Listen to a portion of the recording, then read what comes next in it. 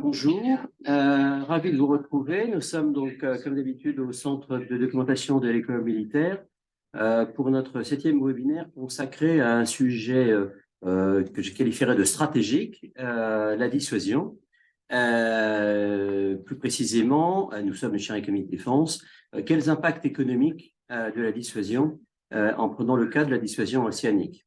Nous appuyons sur une étude qui a été faite il y a plus de 5 à 6 ans, je crois, par la FRS et que nous allons donc réactualiser, d'autant plus que c'est un sujet qui, avec le conflit ukrainien, la dissuasion, a repris un peu d'actualité. D'autre part, les débats budgétaires et économiques actuels, de façon générale, et notamment au titre de la LPM actuellement, soulignent, comme vous le faites, l'importance de disposer de filières souveraines dans les différents sens, notamment dans le domaine de la défense. Et quoi de plus souverain dans le domaine de la défense que la dissuasion? Nous avons le plaisir de recevoir aujourd'hui 2 experts reconnus sur le sujet. Yves Moreau, tout d'abord, que j'accueille, qui par ailleurs est ingénieur de l'armement, mais qui est actuellement donc directeur commercial défense d'Ariane Group, et Paul Hérault, qui cumule 2 casquettes. Il est chercheur associé à la chaire économie de défense et il est chef de projet actuellement pilotage stratégique des ressources à Naval Group, donc dissuasion océanique, Naval Group, Ariane Group. Bien, première question, rentrons tout de suite dans le vif du sujet. Donc, vous êtes les 2 acteurs industriels majeurs de la dissuasion océanique française. Donc, comme je l'ai dit dans mon introduction, la France doit absolument garantir sa souveraineté. Quelles sont les conséquences économiques sur le tissu français, industriel français, de cette souveraineté, notamment en termes d'organisation de la filière industrielle? Paul? Alors, sur l'organisation de la filière, on pourrait dire que schématiquement, il y a 4 grands acteurs. Le premier, à moitié industriel, c'est le CEA DAM, les applications militaires pour les têtes. Les têtes étant elles-mêmes intégrées dans des missiles, donc Ariane Group, dont on va parler un peu plus précisément juste après. Ces missiles étant eux-mêmes portés par le SNLE, le sous-marin nucléaire lanceur d'engins, donc conçu et réalisé par Naval Group, et avec également Technip pour la partie propulsion nucléaire navale. Donc voilà, nous, plus précisément, rentrer dans le détail de la partie missile et de la partie SNLE. Oui, bonjour à toutes et à tous. Moi, je voudrais commencer mon intervention par rappeler que l'entretien de cette filière est un défi permanent. Alors, permanent, c'est pas un jeu de mots, c'est-à-dire que cet enjeu d'autonomie stratégique, il se matérialise aussi par une exigence de permanence de la posture, c'est-à-dire pour la filière industrielle, d'être en capacité de pouvoir mettre à disposition des forces armées un système qui soit disponible 7 jours sur 7, 24 heures sur 24. Donc ça se traduit quotidiennement et ça se traduit aussi dans des périodes un peu particulières, celle qu'on a connue avec la crise du Covid-19. C'est pendant cette période-là, la filière industrielle a dû répondre présent de manière continue. Il y a bien sûr eu quelques jours d'interruption pour pouvoir mettre en place des mesures pour pouvoir assurer le travail dans des conditions de sécurité de tous les personnels. Mais globalement, on a maintenu la posture pendant toute cette période. Une autre caractéristique majeure de cette filière, c'est des exigences de durée de vie qui sont très longues, plusieurs dizaines d'années, à la fois pour la partie sous-marin et pour la partie missile, sur des séries qui sont très limitées, du fait d'une part de la juste suffisance de la dissuasion, de principe de juste suffisance de la dissuasion française, et aussi de l'absence, évidemment, d'export sur ce type de système. Donc, tout ça, en synthèse, ça se traduit par un impératif, une exigence d'une filière industrielle d'une grande efficience. Très bien, Paul. Donc. Alors, autre élément aussi économique, on peut dire que l'ambition d'autonomie politique, elle se traduit sur le plan opérationnel, elle se traduit sur le plan capacitaire, mais également sur le plan industriel. Et la conséquence de cette autonomie technologique industrielle, c'est la part de valeur ajoutée extrêmement importante qui est en fait réalisée, captée sur le territoire national. Donc on peut dire au moins 90%. Alors s'il y a des questions, on pourra revenir sur la méthode, mais quand on prend effectivement à la fois la part de la valeur ajoutée qui est réalisée par les maîtres d'œuvre intégrateurs. Ensuite, la part qu'ils localisent à des fournisseurs de rang 1 en France, et puis ce qu'on arrive à savoir sur les fournisseurs de rang 2 à N, passe au tableau d'entrée-sortie de l'économie nationale. Voilà, on arrive à cette estimation très robuste de plus de 90% de valeur ajoutée en France. Et donc, cette valeur ajoutée, en réalité, concrètement, hein, ce sont aussi des emplois, des cols blancs comme des cols bleus, donc des emplois d'ingénierie, mais aussi d'ouvriers, techniciens. Et donc, quand on a réalisé l'estimation du nombre d'emplois maintenus ou créés, on peut dire qu'en phase de renouvellement, c'est plus de 17 000 emplois maintenus ou créés chaque année sur le territoire national, donc soit par la filière SNLE, soit par la filière missile, soit par la propulsion navale.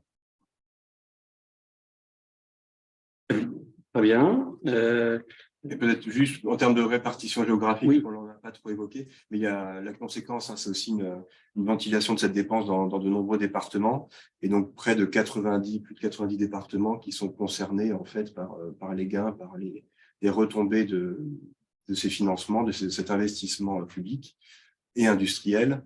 Donc soit par les grands intégrateurs, hein, et leurs fournisseurs, donc ça c'est l'impact direct, soit aussi par de l'impact induit, donc c'est toute la consommation qui est générée par les emplois de ces intégrateurs et de leurs fournisseurs, puisque quand un ingénieur, un ouvrier de Naval Group, d'Ariane ou de Thales ou des fournisseurs PME et ETI, eh bien, a un salaire, évidemment, il le consomme aussi sur le territoire national, localement, induit, et voilà, donc ça a un effet de retombée extrêmement important. J'imagine que c'est concentré surtout autour des sites des grands intégrateurs, que ce soit alors majoritairement, c'est vrai, avec après la supply chain. Donc évidemment nos sites industriels, mais quand on regarde, effectivement, quand on trace la dépense réalisée par les deux groupes, on voit que la dépense, finalement, les fournisseurs, on en a sur 90 départements, alors pas tous au même niveau, mais on voit que c'est quand même quasiment l'intégralité du territoire national qui bénéficie d'investissements. Et pour Ariane Group? Alors, pour Ariane Group, c'est très similaire. La filière du missile balistique, elle repose sur des activités qui sont essentiellement faites en France, à de très rares exceptions près, principalement de l'approvisionnement d'un certain nombre de matières premières qui ne sont pas disponibles en France. Mais sinon, on est essentiellement sur des activités nationales. Elle est effectivement, en termes d'activité, pour Ariane Group et ses filiales, alors des filiales de la dissuasion, je parle des activités Ariane Group de la diffusion et des filiales de la dissuasion, en particulier, on a Nuclétude sur le durcissement, Soderne sur un certain nombre d'équipements qui sont nécessaires pour faire fonctionner le système missile. Cette activité, elle est majoritairement centrée sur des bassins, 4 bassins, le bassin d'Île-de-France, le bassin aquitain, la région Occitanie et puis la région Bretagne. Mais comme ça a été dit par Paul, ça irrigue tout le territoire national au travers de nos fournisseurs. On a plus de 1000 fournisseurs qui interviennent sur la dissuasion répartis sur le territoire national. Et au sein de ces fournisseurs, on retrouve des grands groupes, aussi des entreprises de taille intermédiaire, mais aussi, et on a plus de 75% d'entreprises, de fournisseurs qui sont des PME ou des TPE. Donc ça, c'est aussi important à souligner. Tout ça conduit donc à ce qu'on doit absolument maîtriser sur le territoire national toutes les compétences nécessaires à la dissuasion. Oui, c'est une deuxième conséquence un petit peu de ces enjeux de souveraineté, c'est la maîtrise effectivement d'un panel très large de compétences, non seulement très large, mais aussi à un très haut niveau, des compétences très pointues, pour donner une image un peu simpliste, mais qui permet quand même d'appréhender le niveau de complexité. La composante océanique de la dissuasion, c'est un petit lanceur civil qui est quand même armé avec des têtes nucléaires, qui est embarqué à bord d'un sous-marin, un sous-marin opéré par des hommes, un équipage d'une centaine de personnes, et sous-marin qui est lui-même propulsé par une chaufferie nucléaire. Donc tout ça, ça montre bien la complexité qu'on peut avoir. La complexité qu'on peut avoir sur ce type de système. Je ne vais pas passer en revue, je dirais, toutes les compétences individuelles que ça peut solliciter. Je donnerai juste quelques exemples pour Ariane Group, et puis Paul, tu pourras compléter un peu pour Naval Group. Mais évidemment, on est sur des systèmes qui sont à très longue durée de vie. Il faut pouvoir anticiper les évolutions de ces systèmes. Donc, on a toute une activité qui tourne autour de la simulation, par exemple. Et puis, on a beaucoup d'activités de maîtrise d'un certain nombre de technologies. Ça peut être, par exemple, les matériaux énergétiques pour les systèmes propulsifs. Ça va être pour nos structures des matériaux qui peuvent être métalliques ou composites avec des niveaux de performance, là aussi, qui sont à l'état de l'art. Des performances sur les systèmes électriques, sur les systèmes pyrotechniques. On a aussi des compétences en termes d'infrastructure sur des environnements pyronucléaires qui sont assez spécifiques. Voilà, je ne vais pas tout passer en revue. Ça, c'est les compétences d'Ariane Group. Ça, c'est les compétences d'Ariane Group et quelque part qui s'appuient sur des compétences spécifiques dans la supply chain qui contribuent aussi évidemment, on a des fournisseurs, je pense par exemple des systèmes électriques. Ariane Group ne fait pas tout et s'appuie sur des fournisseurs. D'accord. Et pour un Naval Group? Alors, pour la partie sous-marin, donc il y a cette même exigence je dirais à la fois de complexité, en fait, hein, parce que vraiment, on va au bout des performances, mais c'est la complexité avec la fiabilité, puisqu'évidemment, il est hors de question une rupture dans la permanence ou que le sous-marin rencontre un problème sous la mer. Donc, c'est à la fois un niveau d'exigence extrêmement élevé avec, en parallèle, un niveau de fiabilité extrêmement fort. Et donc, ça nécessite de maîtriser en réalité de nombreuses compétences. Alors, certes, en ingénierie, des architectes systèmes, architectes navals, architectes d'ensemble, tous les systèmes et sous-systèmes du sous-marin, donc aussi bien sur les systèmes propulsifs que les fluides, de la mécanique et autres. Et en production, en fait, c'est aussi une mini BITD, puisqu'il faut aussi bien des mécaniciens, des usineurs, des soudeurs, des chaudronniers, des charpentiers, des électriciens. Donc, en soi, je pense que la dissuasion océanique, c'est quasiment une mini BITD en elle-même. Elle est extrêmement complète du fait de l'exigence d'autonomie. Très bien, merci. Nous sommes actuellement donc en pleine discussion au Parlement de la programmation militaire et donc des prévisions d'investissement budgétaire pour la France pour les années qui viennent. Il y a, comme vous le savez, un certain nombre de débats. La dissuasion constitue une part de cet investissement qui n'est pas nul, évidemment. Certains pourraient considérer que cet investissement, pour un pays comme la France, compte tenu notamment de son niveau d'endettement, n'est peut-être plus accessible, en tout cas que on pourrait en débattre. Quelle est votre réaction devant cette réaction de manque, de risque de manque de moyens financiers pour la dissuasion? Je pense que quand on parle de dépenses publiques, il faut bien voir que là, dans le cas précis, c'est un investissement. En fait, certes, c'est un coût que consent la nation, mais derrière cet investissement, il y a un bénéfice, des retombées. Donc, le premier bénéfice, c'est évidemment la sécurité, hein, mais ça, c'est une réflexion de la politique et stratégique qui ne nous appartient pas en tant qu'industriel, mais il faut quand même juste le rappeler. On n'investit pas dans la dissuasion pour créer des emplois, on investit dans la dissuasion parce qu'on juge que c'est pertinent sur le plan politique et stratégique. Néanmoins, il y a aussi des avantages et des arguments économiques qu'on peut avancer. Donc, il y a déjà tout ce qu'on vient de dire sur le fait que cette dépense profite à l'ensemble du territoire à 90% donc en France et génère des milliers d'emplois. Mais il y a aussi d'autres retombées qui font que l'investissement dans la dissuasion bénéficie bien au-delà des seuls programmes. Donc, il y a à la fois l'argument de l'export en réalité et puis de la dualité. Donc, l'export pour un Naval Group. Voilà, export pour Naval Group plutôt. Donc, sur l'export, on voit très bien que cette fiabilité et l'exigence que l'on met sur les programmes de dissuasion, ça contribue en fait à la bonne image et à la réputation de l'ensemble de la filière. Et donc, on voit que Naval Group a cette spécificité d'être un des rares acteurs qui est parfois présent sur les sous-marins nucléaires, sur le marché national, et qui exporte aussi des sous-marins conventionnels. Les Britanniques, par exemple, ne le font plus. Et donc, les Scorpènes ont bénéficié, je dirais, de l'excellence des SNLE pour pouvoir exporter. Et donc, on a eu un certain nombre de succès à la fois dans leur pays d'Amérique latine, mais aussi en Inde, en Malaisie. Et il y a eu la sélection quand même par les Australiens, même si aller jusqu'au bout, il y a eu quand même cette victoire export. Paul, y a-t-il un autre industriel sous-marin qui fait à la fois du civil et du militaire? Je pose la question. Civil et militaire. Sous-marin nucléaire. Pardon, sous-marin nucléaire. Pardon, excuse-moi. Nucléaire et conventionnel. Nucléaire et conventionnel. Alors, à ma connaissance, les Russes et les Chinois. parce que les Britanniques ont arrêté le conventionnel, D'accord. les Américains ont arrêté le conventionnel. Donc, c'est les Russes et les Chinois. Voilà. Mais avec une D'accord. spécificité, c'est qu'ils ont des programmes conventionnels pour leur marché domestique. Ce Ah, n'est pas le cas exactement. de la France. Exactement. D'accord. Très bien. Voilà. OK. Donc, ça, c'est pour l'exportation des sous-marins et le caractère civil, enfin, pas civil, donc export. Et sur la dualité, qu'est-ce que tu peux dire? Oui, alors effectivement, pour ArianeGroup, on n'envisage pas d'export sur les missiles Oui. balistiques. En revanche, depuis plus de 60 ans, en fait, la filière des missiles balistiques stratégiques, elle a été conçue en synergie avec les développements de la filière des lanceurs spatiaux nationaux et européens C'est ça. des armes. Et c'est le concept de dualité, en fait. Il repose évidemment sur tout un ensemble de technologies et puis de compétences et de savoir-faire qui sont partagés, mais ce serait un peu schématique de la limiter à ça, en fait. C'est aussi le moyen de doter ArianeGroup d'une taille critique qui lui permet à la fois d'investir, on a parfois besoin de faire de gros investissements pour pouvoir fournir ces capacités-là, et aussi alimenter, certes, nos compétences qui sont dualisées, nos bureaux d'études, mais aussi toute notre chaîne de fournisseurs. En fait, on a pas mal de fournisseurs qui sont utilisés à la fois pour le civil et pour la défense. Et donc, cette synergie-là, elle profite aussi à toute notre chaîne de fournisseurs.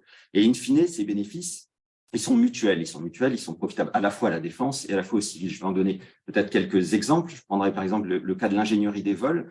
On est confronté à une situation où, en temps normal, effectivement, il y a plus de vols qui sont effectués côté lanceur civil, côté lanceur défense. Et donc, ces vols réalisés côté civil permettent de consolider toute une base d'expertise commune qui est ensuite injectée dans nos outils qui servent aussi à la défense.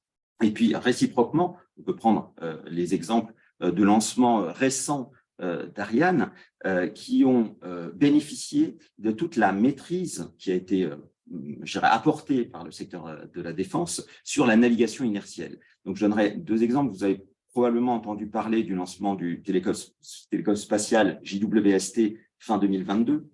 En fait, la précision de la mise à poste de ce télescope spatial a été reconnue comme excellente par la NASA, qui était notre client sur cette opération, et elle a permis aujourd'hui d'envisager, selon les simulations, de doubler à peu près la durée de vie de cet équipement. Par le fait qu'on n'a pas consommé d'ergol pour corriger la trajectoire, ça donne de la durée de vie aux équipements. De la même façon, le lancement récent de la sonde JUICE pour l'Union européenne a été aussi réalisé avec une excellente précision qui a permis d'éviter ces corrections de trajectoire et donc donne de la marge et de la capacité à ces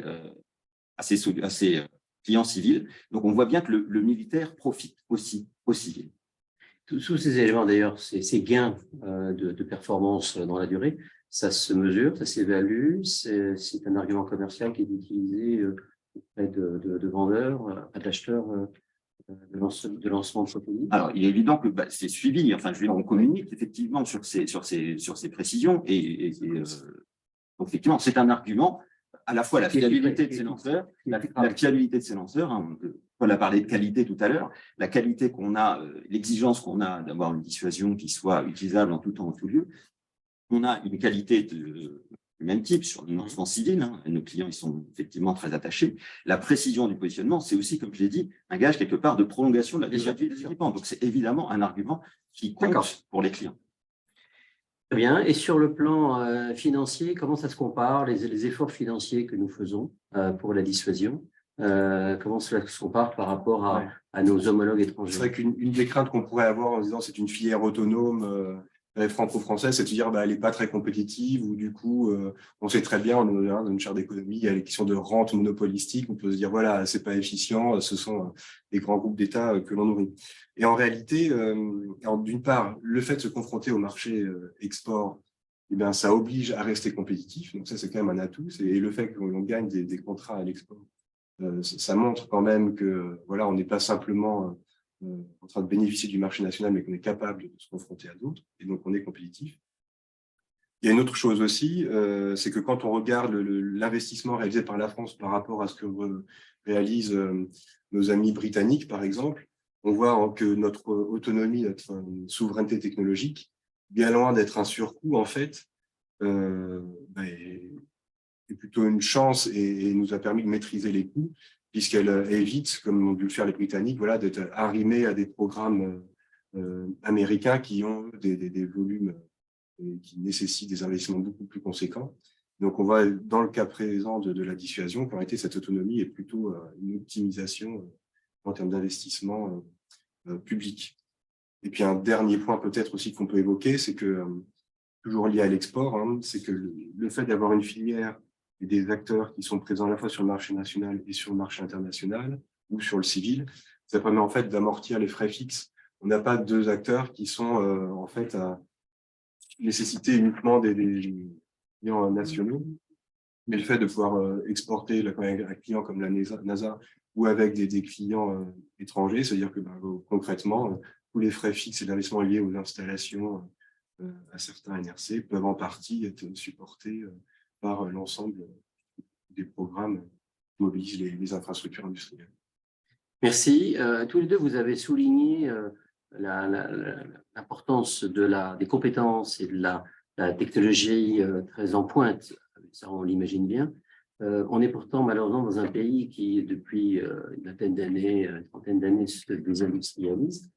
L'effort récent pour réindustrialiser, on est encore loin du niveau que nous avions dans les années 80. Comment vous faites face à cette évolution, à cette situation de désindustrialisation en France, sachant, comme vous l'avez dit, que la supply chain que vous utilisez pour l'essentiel est une supply chain française? Oui, alors je voudrais commencer à répondre à ta question en l'abordant par le volet compétences, en fait, et comment on arrive finalement à entretenir, parce que ça, c'est un enjeu majeur dans la durée, les compétences. On a des clients qui sont soucieux de cet enjeu-là, et qui nous aident évidemment, hein, et qui nous accompagnent.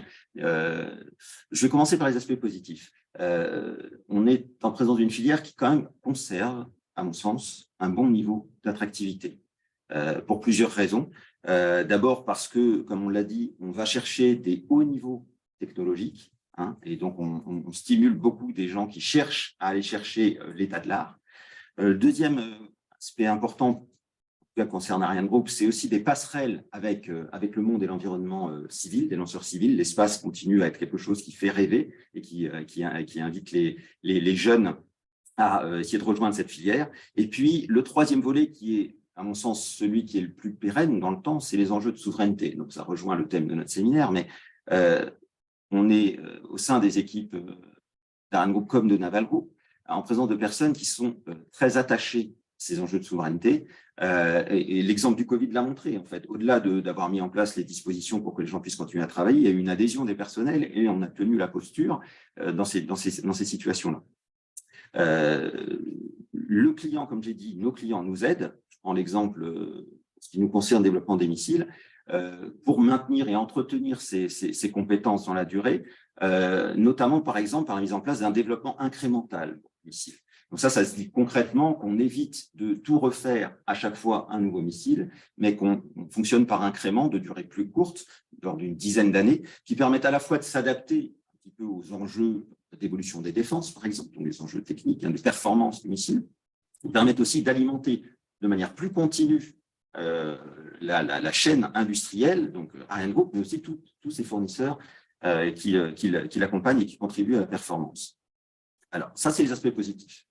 Il ne faut pas se voiler la face. Il y a aussi, comme beaucoup de secteurs industriels, on est dans une période de forte tension sur le marché du travail et en particulier sur un certain nombre de compétences ciblées. Ça peut être au niveau des ouvriers, des techniciens ou des ingénieurs qui ont des compétences spécialisées. Donc, pour ça, on prend un certain nombre de mesures afin de garantir la continuité et on est accompagné évidemment par l'État en cela. Mais en tant qu'industriel, on a mis en place une gestion fine du suivi des compétences en ciblant les compétences qui étaient à risque, en mettant en place des plans de recrutement spécifiques pour ces compétences, en développant des partenariats avec un certain nombre d'écoles pour pouvoir aussi aller chercher des profils qui nous intéressent dès la sortie d'école. On développe aussi la polyvalence dans les métiers. C'est important, comme j'ai dit, on est sur des compétences très pointues. Malgré tout, il y a des liens et des connexions possibles entre un certain nombre de métiers. Et donc, on essaye aussi de développer la polyvalence de nos opérateurs. Et puis, enfin, il faut dire aussi les choses. Il faut qu'on ait des politiques salariales qui soient suffisamment attractives pour pouvoir à la fois accueillir des talents et les retenir chez nous. Donc, je ne sais pas, peut-être, Paul, tu peux faire un comparatif avec ce qui est mis en place. Oui, il y a pas mal de leviers qui sont effectivement similaires. Le premier défi, évidemment, c'est celui de l'attractivité, de continuer toujours de recruter sur nos métiers.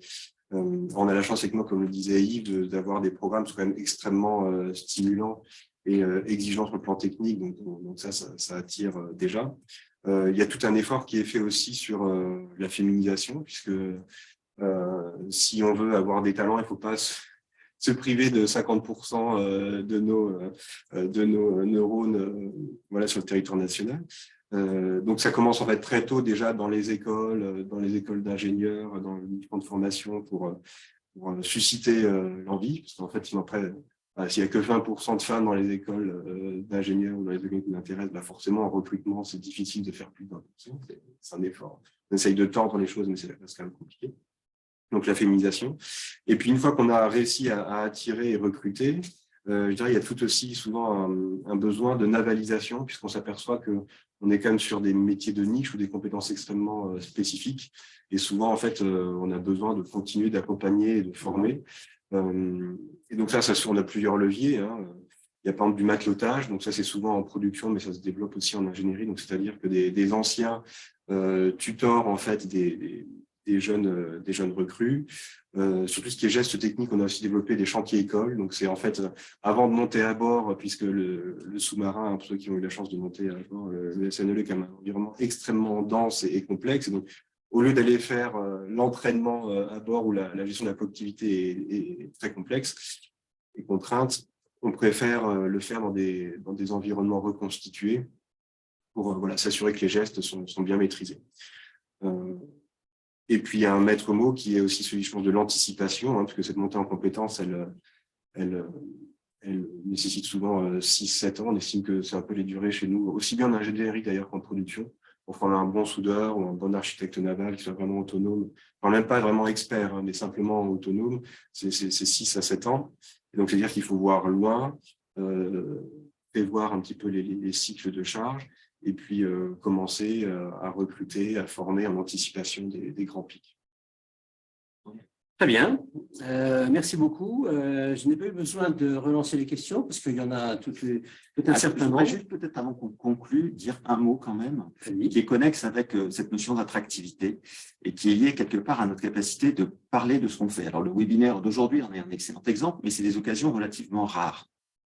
Et vous êtes trop timide. Alors non, je pense qu'il y a historiquement des préventions à communiquer sur ce type de sujet, alors qui se justifient en grande partie par la confidentialité d'un certain nombre d'informations, mais tout n'est pas confidentiel et je pense qu'il est important que l'on n'hésite pas non plus à se convaincre collectivement au sein de l'écosystème qu'on a intérêt à communiquer positivement et de manière décomplexée sur nos succès et nos réussites. Moi, je suis persuadé qu'avec la composante océanique de dissuasion, la France est un des rares pays qui est capable de maîtriser tout un panel de technologies très pointues et, je dirais, qui montre qu'on est capable de le faire en assurant la mission. La disponibilité 24 heures sur 24, 7 jours sur 7 de ce système. Et je pense qu'il faut que nous n'ayons pas peur de le faire savoir. Très bien. Donc, oui, je rejoins pleinement. Effectivement, c'est vrai que les sujets ou les systèmes sur lesquels on travaille sont confidentiels, mais la passion, la fierté, le talent des personnes qui y travaillent, eux, n'ont pas à le rester. Et je pense que c'est extrêmement important comme aujourd'hui de communiquer là-dessus. Très bien. Donc, beaucoup de questions. Donc, on va essayer de répondre à un maximum. Je ne vous garantis pas à toutes. Et bien sûr, nos invités essaieront d'avoir des réponses les plus percutantes possibles. Première question assez générale. Pourquoi la défense de dissuasion, parce que la filière dissuasion, je pensais plutôt ça, dans le circuit économique tel qu'il vient d'être étudié, est différente de n'importe quelle dépense publique. En dehors de la filière de sous-traitance essentiellement nationale, je ne vois pas en quoi la dissuasion est différente. Alors, si, un petit peu en réalité, puisque justement, enfin, la réponse un peu dans la question, d'ailleurs, effectivement, c'est une filière de fourniture de son qui est essentiellement nationale. Et donc, contrairement à d'autres dépenses, déjà une distinction entre dépenses d'investissement et de consommation. Là, je renverrai des travaux de Lacher et puis aux travaux de Julien Malizard hein, sur les retombées économiques et puis l'effet bénéfique des dépenses d'investissement spécifiquement. Mais le fait qu'on ait une structure vraiment très nationale fait qu'en fait, cette dépense publique, elle ne se dissémine pas, ou par exemple, elle ne va pas stimuler les importations. Je pense qu'il y a d'autres types de dépenses publiques, y compris de grands travaux d'ailleurs, qui peuvent générer davantage d'importations que la dissuasion. Et puis, un effet aussi très bénéfique, évidemment, sur la R&D. Et donc là, c'est de la productivité de long terme. Quand il y a des grands programmes, on investit à la fois dans l'outil, dans les infrastructures, mais on va aussi dépasser un petit peu ou se frotter à l'état de l'art, voire le dépasser. Et donc, tout ça, c'est de la productivité, de la compétitivité de long terme pour le tissu industriel. Donc, toutes les dépenses ne sont pas comparables, je pense. Toutes les dépenses publiques ne sont pas Voilà. comparables. Les dépenses de défense, peut-être un peu plus, mais les dépenses publiques, effectivement, ne sont pas comparables. Yves, un petit mot. Oui, juste pour donner un autre éclairage, je pense qu'aussi une des spécificités de cette dépense, c'est plus une contrainte, mais malgré tout, c'est une réalité. C'est une dépense qui nécessite de la continuité, c'est-à-dire on ne peut pas se permettre de faire des pics, des creux, etc. Si on veut pouvoir conserver ce qui fait le fondement de notre dissuasion nucléaire, on a besoin d'une continuité dans les financements. Et pour, je dirais, alimenter de manière continue tout le référentiel qu'on a cité, de capacités et de compétences industrielles. C'est une excellente transition avec la seconde question, que tu ne connais pas. Non. Quels sont les liens entre le nucléaire militaire et le nucléaire civil, dont on a récemment souligné l'impact qu'ont eu les stop and go dans la politique nationale? Quels sont les liens aujourd'hui entre tant au niveau de la propulsion, au niveau des têtes Il y a déjà un lien historique, puisqu'en fait, le programme électronucléaire français et la propulsion navale, il y a eu une genèse commune, donc les deux se sont, sont nés ensemble et de cette même volonté en fait d'autonomie et d'ambition.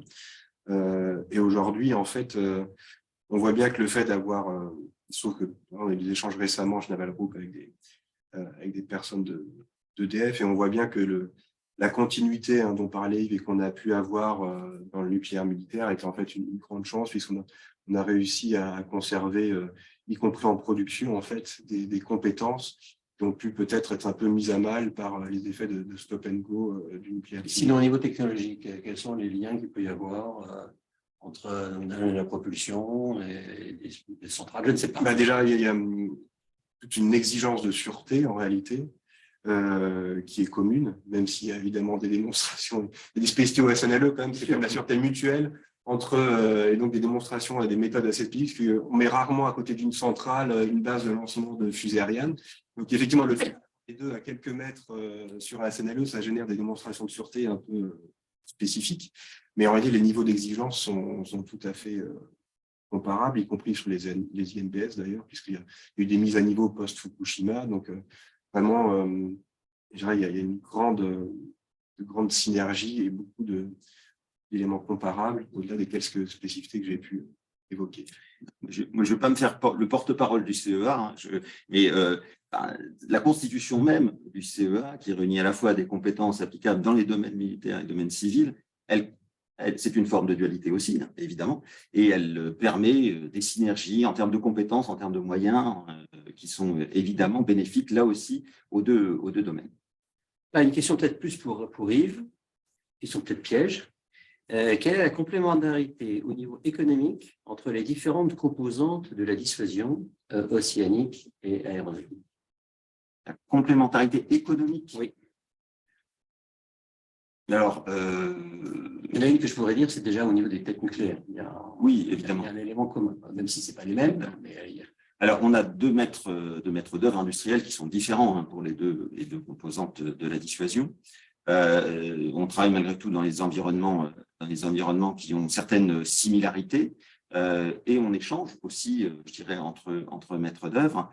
Je donnerai un exemple sur des travaux plutôt de préparation du futur, mais on a été effectivement, on est associé aujourd'hui à MBDA dans ces travaux de préparation du futur missile de la composante aéroportée pour apporter aussi nos compétences et nos briques pour pouvoir contribuer à cette composante. Je ne peux pas rentrer trop dans les détails à ce sujet-là, mais il y a évidemment, je dirais, toute l'expertise et les compétences qu'on peut développer au profit d'une composante.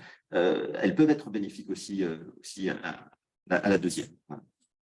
C'est plus un mini complément. On intervient certes sur la SNE, mais aussi sur le porte-avions chez Naval Group. Donc, il y a aussi évidemment la question de la FANU.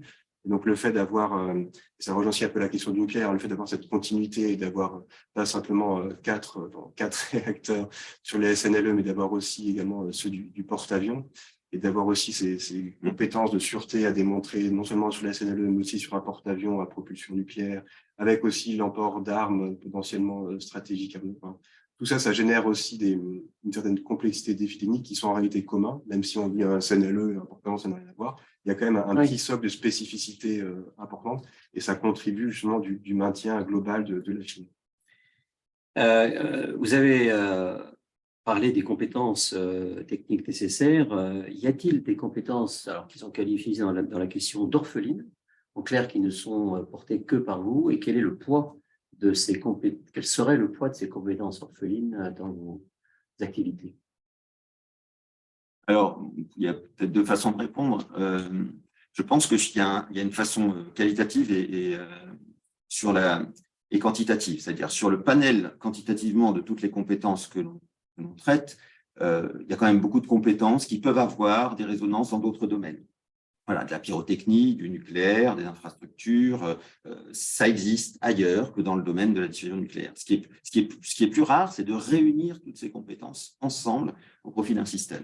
Donc, il y a une notion, quelque part, une compétence aussi qui n'est pas forcément une compétence technique, mais de capacité à manager ce type de programme, à manager cette complexité, à manager ces interfaces.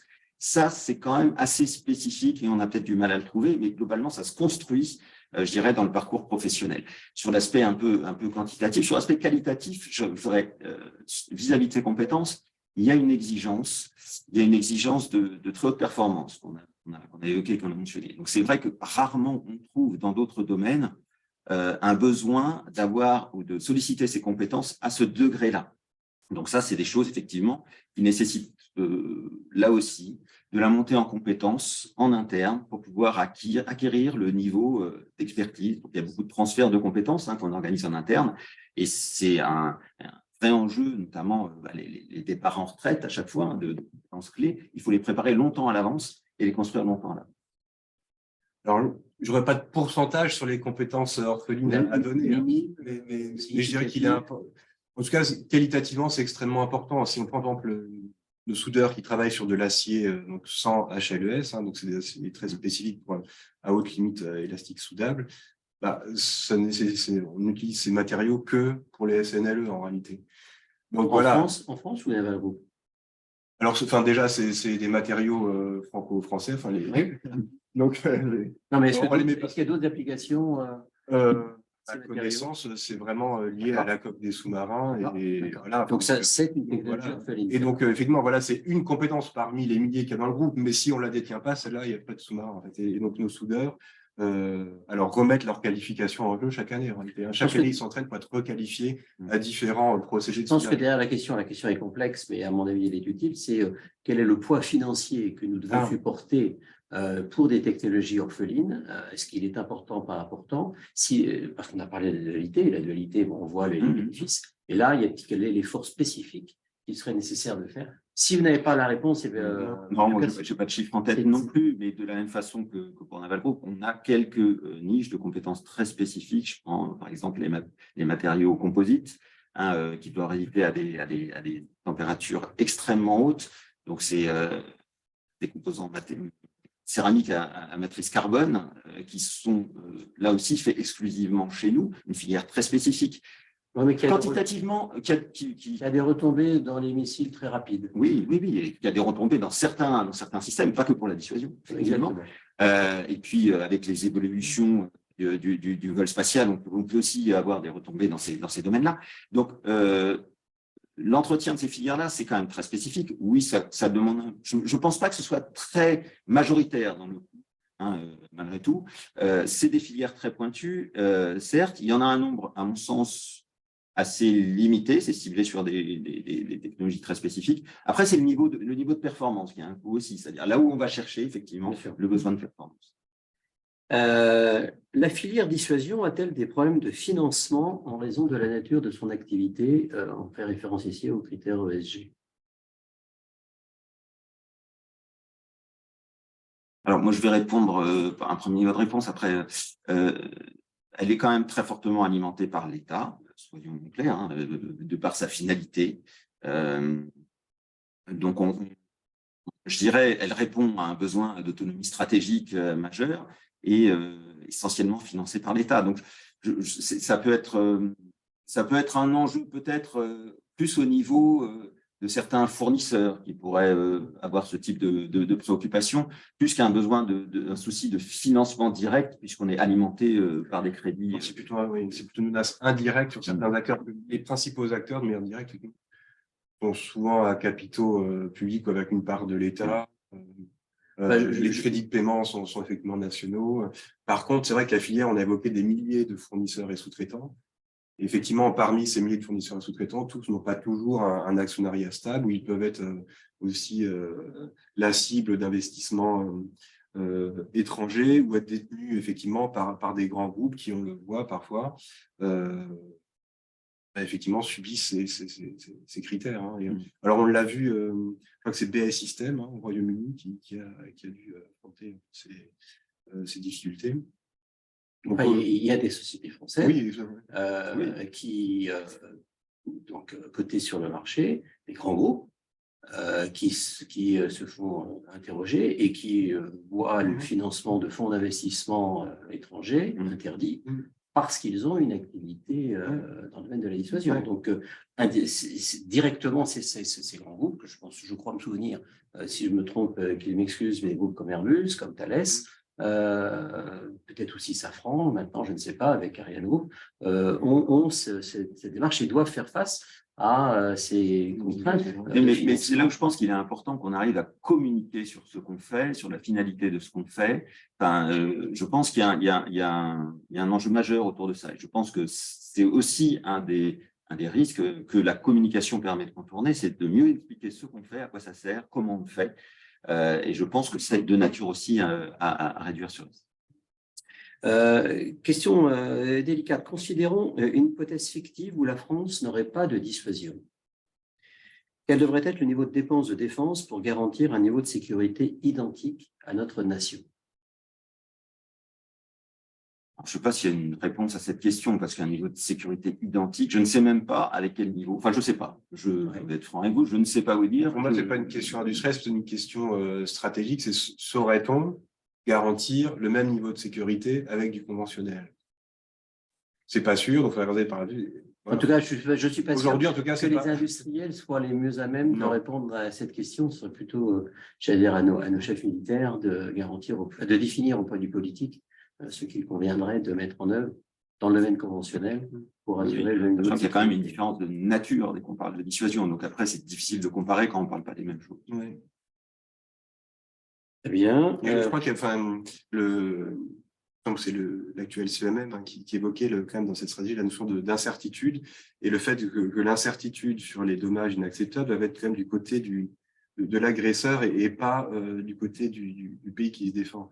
Et je pense que avec ce qui est évoqué là, donc ce serait une sorte de dissuasion conventionnelle, l'incertitude serait quand même plutôt du côté de celui qui se défend. Est-ce qu'on a suffisamment pour dissuader l'autre? Et en fait, c'est pas une question qu'on doit se poser. C'est l'autre qui doit faire face à l'incertitude de potentiellement j'ai des dommages inacceptables. C'est ça dans notre stratégie. Et c'est pour ça qu'elle est nucléaire. Vous avez parlé des compétences. Une question qui nous y ramène un petit peu, même si je sens un côté un peu ironique dans la question. Dans un monde de quasi plein emploi pour l'industrie de défense, avec des bassins d'emploi étroits et spécifiques, comment attirer les jeunes en dehors de celles et ceux qui sont déjà acquis à la cause? La défense a quand même la réputation d'être un milieu d'hommes blancs de plus de 50 ans, conservateurs.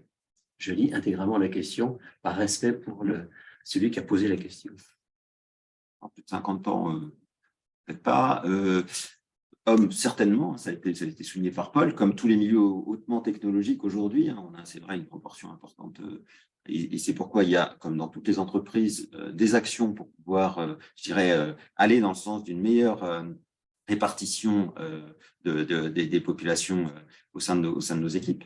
Donc évidemment, on travaille, on a un peu évoqué le sujet tout à l'heure quand on a parlé des compétences, mais pour aller, moi je vois plusieurs aspects.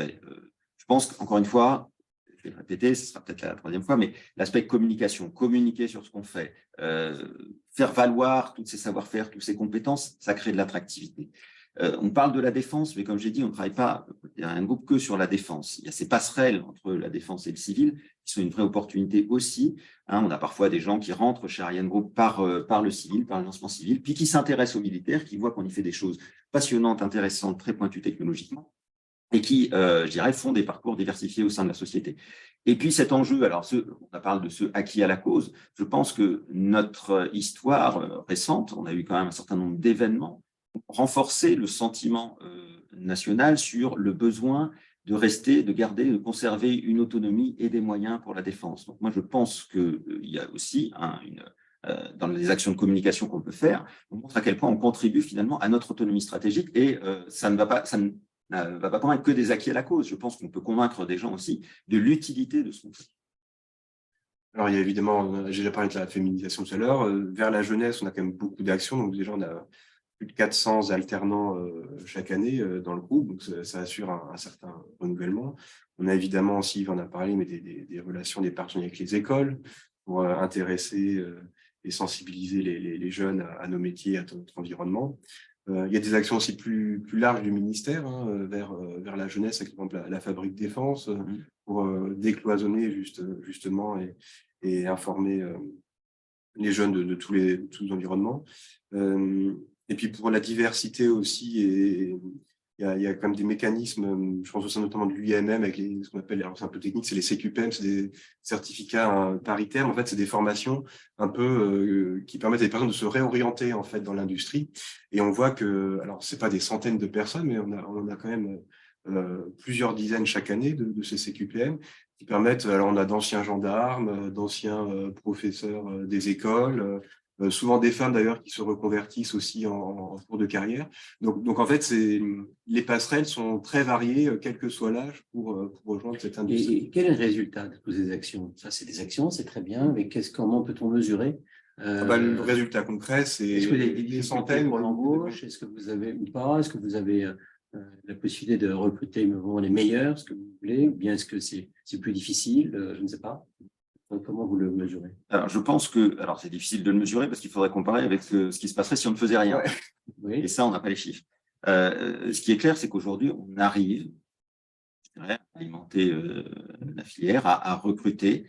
Donc ça marche. Donc ça marche, on va dire comme ça. Alors effectivement, depuis 1 ou 2 ans, comme j'ai dit, comme c'est vrai aussi dans beaucoup d'autres filières qui sont réputées aussi attractives, hein, il y a des tensions sur les ressources. Parce qu'il y a beaucoup de secteurs technologiques qui nécessitent des compétences dans certains domaines. Je prends l'exemple de la cyber, il y a eu une explosion complète des enjeux cyber, plus uniquement dans le domaine de la défense, hein, mais depuis quelques années maintenant. Donc oui, il y a des secteurs qui restent sous très forte tension, où on a une attention particulière. Mais globalement, je dirais, on n'a pas de trou de compétences où on n'arrive pas du tout à recruter. Il faut qu'on s'adapte au secteur sous tension, donc on n'a pas des mesures pour ça, mais on y arrive. C'était un peu mentionné dans votre intervention, mais là on y revient de façon un peu plus précise. À quel niveau technique et technologique se situe la France par rapport aux autres puissances nucléaires? Je pense à la dissuasion, pour la dissuasion, j'imagine. Alors, il y a assez peu d'autres puissances nucléaires, heureusement, mais ce qui est vrai, c'est ce qu'on a dit, à quoi on mesure la performance finalement. Il faudrait pouvoir se comparer. Quelle est la performance? Donc, je pense que la question fait référence peut-être aussi à l'écart de budget alloué en France par rapport aux grands pays, aux autres grands pays, en fait, à citer la Grande-Bretagne et les États-Unis. Il y a aussi l'URSS, la Russie. Alors là, les données sont plus compliquées, plus complexes. Mais quelle est l'appréciation que vous pouvez faire du niveau de performance technique et technologique? Là, il faut interroger sur deux parcelles, parce que la performance en matière de discrétion des SNLE chinois ou russes ou américains, je ne la connais pas directement. Hein. Mais en tout cas, ce qu'on peut dire, c'est que depuis, je crois, 1972,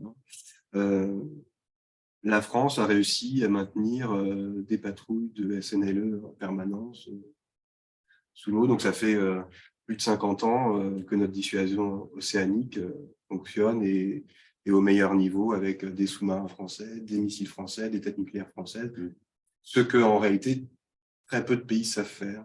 Les Britanniques ne le savent plus, les Américains rêvent encore. Les Russes ont quand même eu des difficultés à un moment. Bon, les Chinois ne connaissent pas bien la réalité de leur performance. C'est pas les mêmes stratégies de déploiement. Hein. Merde de Chine, c'est pas les mêmes exigences.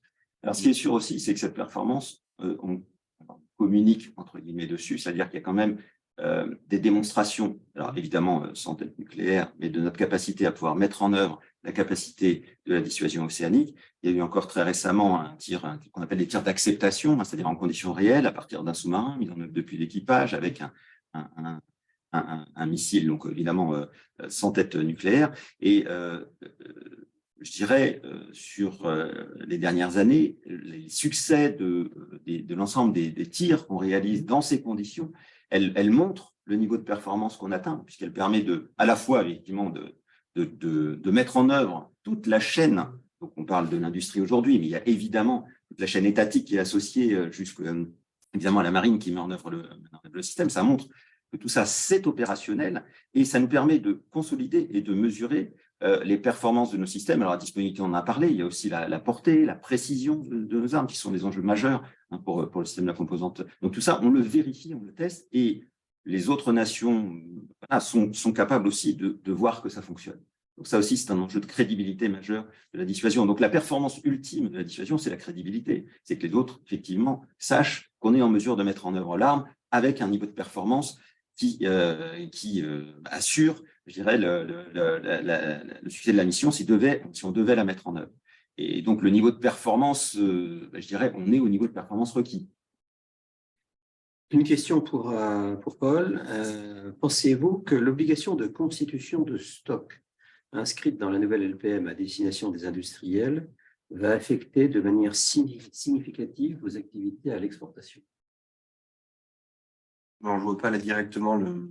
Moi non plus, mais je pose la question. Les stocks, oui, alors on n'est déjà pas forcément une industrie à flux tendu. C'est-à-dire que les programmes, hein, c'est des programmes qui durent plusieurs années. Donc, effectivement, les matériels et les matières sont quand même approvisionnés avec certains délais. Dans les approvisionnements de long délai hein, sont suivis spécifiquement. Donc, effectivement, je pense que les stocks sont plutôt, en fait, qui sont des munitions, hein, mais la France ne va pas non plus stocker des SNLE ou des frégates dans ses ports. Non, mais les matières, peut-être des matières. Sur les matières. Donc ça, en fait, c'est ce que je dis sur les approvisionnements. Hein, c'est plutôt à long délai ou c'est plutôt bien anticipé. Et je ne vois pas en quoi ça grèverait notre capacité à servir les marchés export. Jusqu'à présent, on sert très bien les deux. Il n'y a pas lieu que ça vienne. Question un petit peu plus corrosive. Les données budgétaires sur la défense, et encore plus dans la dissuasion, sont difficiles à trouver.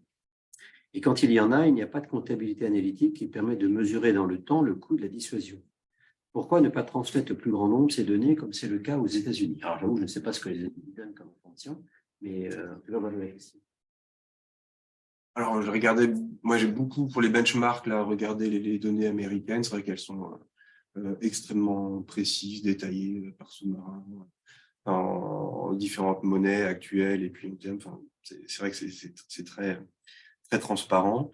Les Britanniques font beaucoup moins que nous. Hein. Quand on regarde, c'est c'est beaucoup plus limité. Et puis, en plus, dans des monnaies, mais voilà, on ne parle pas des autres. Hein, mais les Britanniques, pour essayer d'y voir quelque chose, c'est complexe.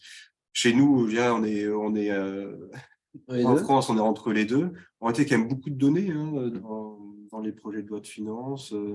On voit bien, enfin, pour la partie SNLE, il y a bien une action SNLE 3G dont on peut suivre à la fois les autorisations d'engagement, les crédits de paiement. Il y a des actions équivalentes pour le côté missile balistique.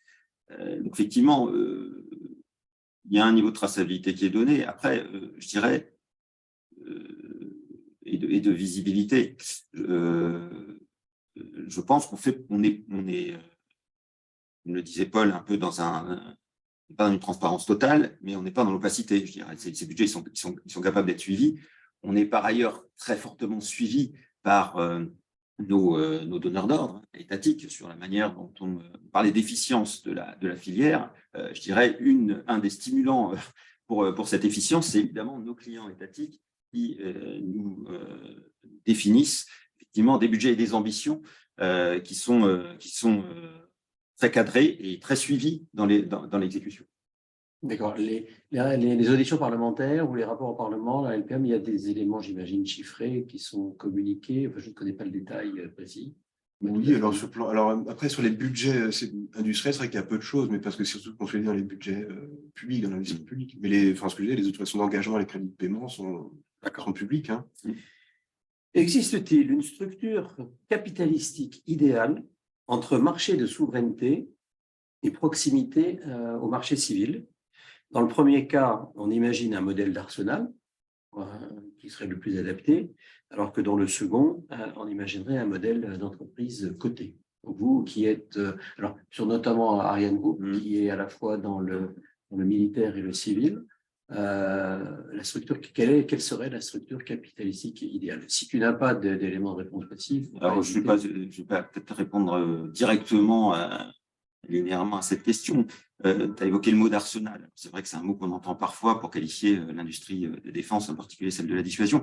Moi, alors, il est souvent d'ailleurs connoté d'une manière un peu péjorative. Moi, je considère qu'on est héritier de l'arsenal, au sens où on a une capacité industrielle qui est mise en œuvre au service de la souveraineté nationale. Et donc, je pense qu'on peut revendiquer, en tant qu'industriel de la dissuasion, cet héritage. Et je ne le vois pas comme une chose négative. Après, je pense que c'est vrai pour Ariane Group, mais c'est vrai aussi pour Naval Group, on est confronté aussi, et je pense que c'est un point positif, à des éléments stimulants autres. Nous, c'est principalement les marchés civils. Côté Naval Group, c'est l'export, mais qui nous amène à conjuguer cet enjeu de souveraineté avec une efficience économique et industrielle. Voilà. Et donc, je pense que c'est un bon équilibre de ne pas avoir qu'une dissuasion purement étatique et limitée, sans ouverture sur d'autres domaines où elle ne serait pas stimulée.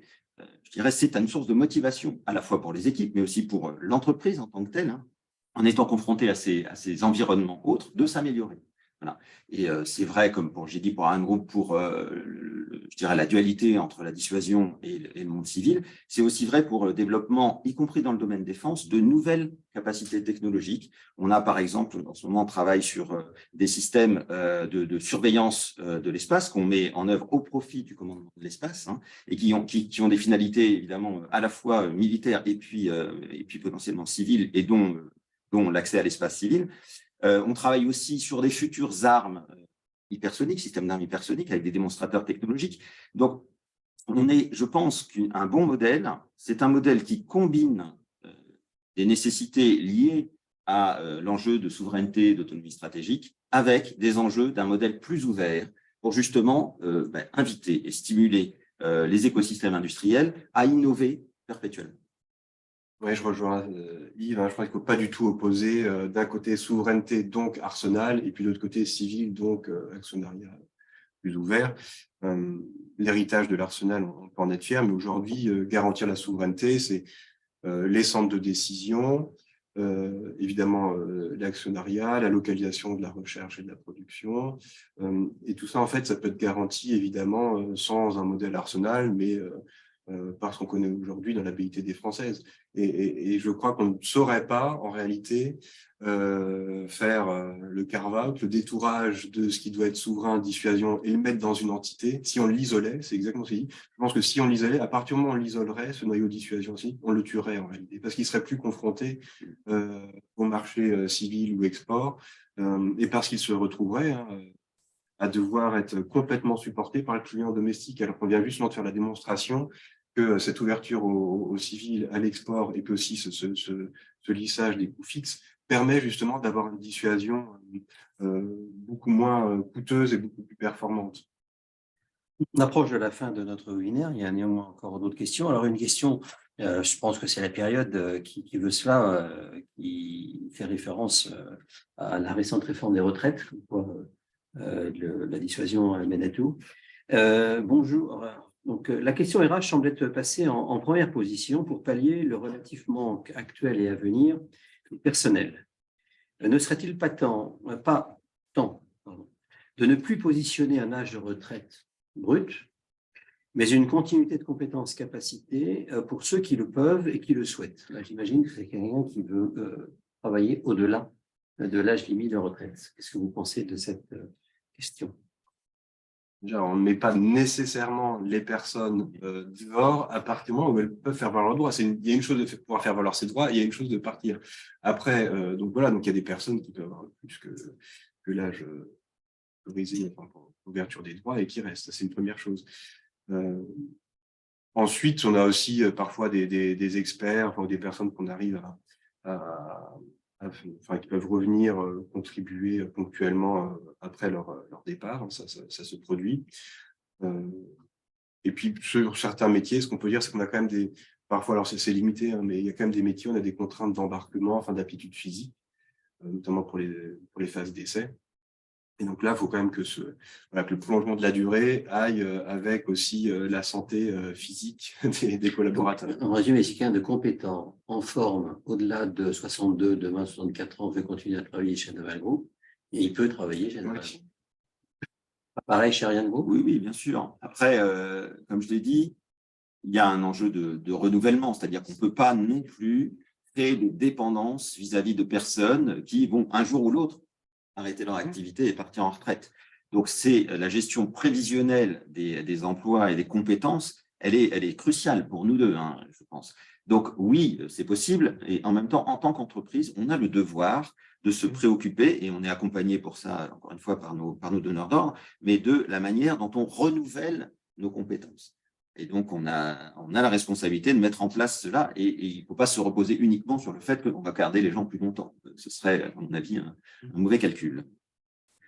Très bien. Écoutez, merci beaucoup pour toutes ces réponses. J'espère qu'elles ont satisfait votre non seulement curiosité, mais votre intérêt pour ce sujet. Comme cela a été dit, c'est un sujet que l'on n'aborde pas suffisamment sans doute.